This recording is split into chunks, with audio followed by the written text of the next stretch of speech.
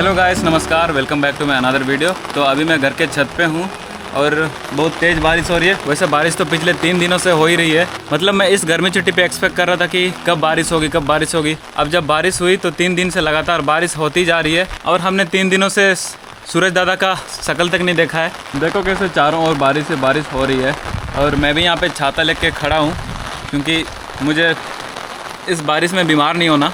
और इस बारिश की वजह से सबसे बड़ी डिसएडवांटेज हमें ये मिली है कि हमारे गांव में कल से लाइट नहीं है। मतलब पिछले 18 घंटों से हमारे गांव में लाइट नहीं है और हम ऐसे बिना लाइट के रह रहे हैं। सबके लाइट्स और फ़ोन्स की बैटरीज भी ख़त्म हो गई है। बस रह गया है तो मेरा ये कैमरा जिससे मैं रिकॉर्ड कर रहा हूँ अभी।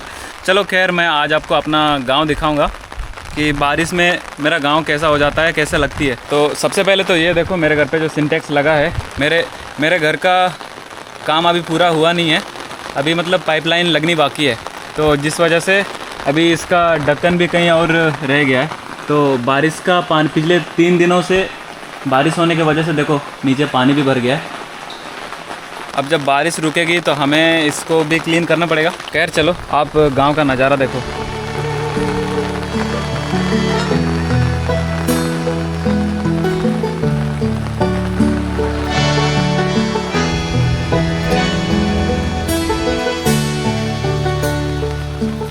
तो गाइस, अभी मैं छत से तो नीचे आ गया हूँ और अभी मैं अपने घर के पास वाले नहर के पास आया हूँ। देखो, ये नहर पूरी तरह से भर चुकी है। यहाँ पे ऐसा होता है कि गर्मियों के दिनों में ये नहर पूरी सूखी पड़ी रहती है और जब बारिश आती है, जैसे अभी 3 दिनों से बारिश हो रही है, तो ऐसे टाइम पे पूरा ये नहर पूरी तरीके से भर जाता है और लोग इसमें ऐसे कचरे वचरे भी फेंक देते हैं। वही वजह है कि ये कचरा पूरा भर गया इधर। ये नहर का पानी काफ़ी दूर से आता है वैसे तो, और इसकी यही समस्या है कि गर्मियों के दिनों में इसे पूरी तरीके से सूखा छोड़ दिया जाता है। मतलब एक भी पानी छोड़ा नहीं जाता है और जब ऐसा बारिश होती है तो ये नहर पूरी तरीके से भर जाती है। मतलब कि जिस टाइम पे लोगों को पानी की एक्चुअल में ज़रूरत होती है तब पानी भेजा नहीं जाता है, और जब ज़रूरत ही नहीं होती तब ऐसे भर भर के भेजा जाता है।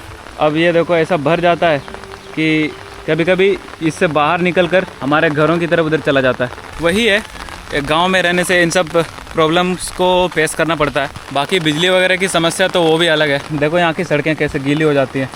कच्ची सड़क है वैसे तो, बट ठीक है, लेकिन ऐसे बरसात के दिनों के लिए ये अच्छा नहीं होता है। मतलब अगर बड़ी गाड़ियाँ आई तो एकदम से दलदल हो जाती है और लोगों को पार होने में भी बहुत परेशानी होती है। ये देखो, पूरे खेतों में इधर पानी आ चुका है और पूरा खेत पानी से भर चुका है। तो इस पे धान अभी ही लगना स्टार्ट हुआ था, जिसके वजह से ये प्रोबेबली चांस हो सकता है कि ये जो धान है ये सड़ के ख़राब हो सकता है। तो इन सब चीज़ों की वजह से गांव में किसानों को बहुत सारे प्रॉब्लम्स को फेस करना पड़ता है, क्योंकि एक किसान के लिए सबसे बड़ी चीज़ होती है उसका खेत। अगर खेत पे ऐसे फसल की बर्बादी हो तो वो बहुत बड़ा लॉस हो जाता है किसान के लिए।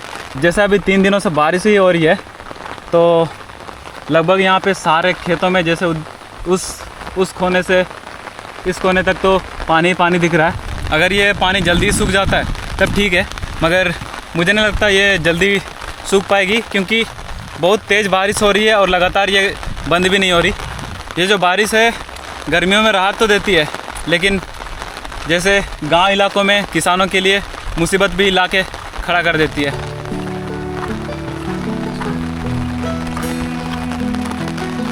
ये देखो, कच्चे सड़कों पे ऐसे पानी भर जाता है, जिसके वजह से कभी कभी ऐसा होता है कि गाड़ियाँ या बाइक स्कूटी चलाने में दिक्कत भी हो सकती है, क्योंकि यहाँ पे गड्ढों का पता नहीं चलता है। तो ऐसे में वाहन चालकों को कभी कभी गड्ढों का भी सामना करना पड़ता है।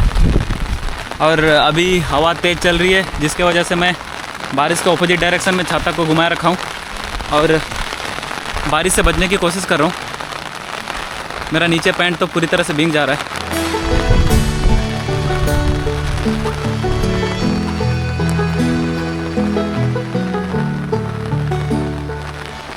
ये जो नहर है उसके पार में एक तालाब है और तालाब के पार में खेत हैं। पानी इतनी भर चुकी है कि खेत और तालाब पूरी तरीके से मिल चुके हैं और पता नहीं चल रहा कि कौन सा खेत है और कौन सा तालाब।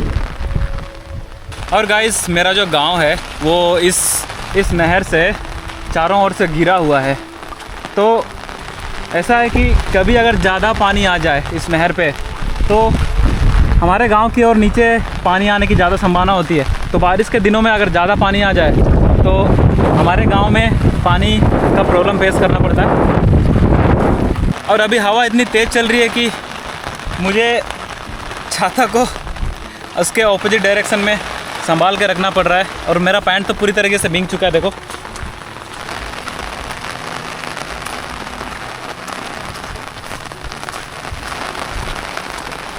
देखो ये जो कच्ची सड़क है पानी से पूरी तरीके से भर चुकी है और पानी इतना साफ़ है कि अंदर नीचे सब साफ दिख रहा है।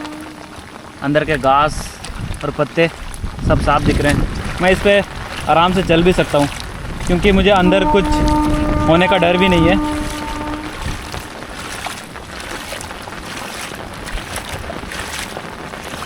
और मेरे गांव में इस कच्ची सड़क के अलावा अभी नई पक्की सड़क बनने जा रही है और ये काम लगभग बहुत दिनों बाद हुआ है क्योंकि जब मैं छोटा था तब से हमारी सड़क जो थी काफ़ी ख़राब थी और अब जाके ये सड़क बन रही है। क्योंकि भाई आपको पता ही होगा सरकार है, सरकार कोई काम जल्दी तो करती है नहीं, तो थोड़ा टाइम तो इस पर लगेगा।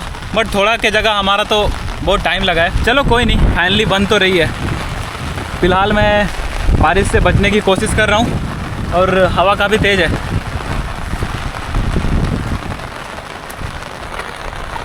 एक्चुअली ये कोई तालाब नहीं है पर यहाँ पानी जमने की वजह से ये पूरी तरीके से तालाब के जैसे लग रही है।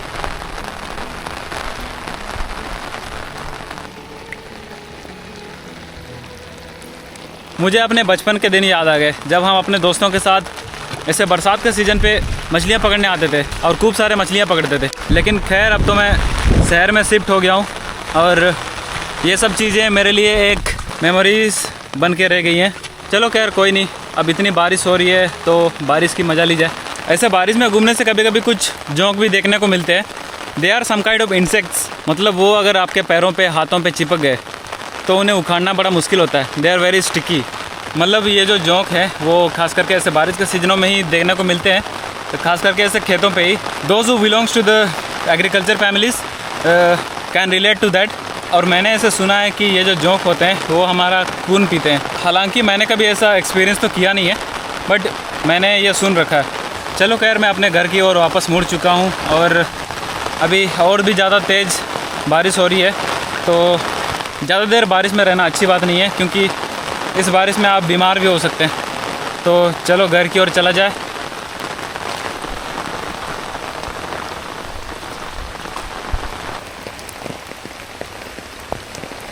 चलो दोस्तों, खैर आज के लिए तो उतना ही।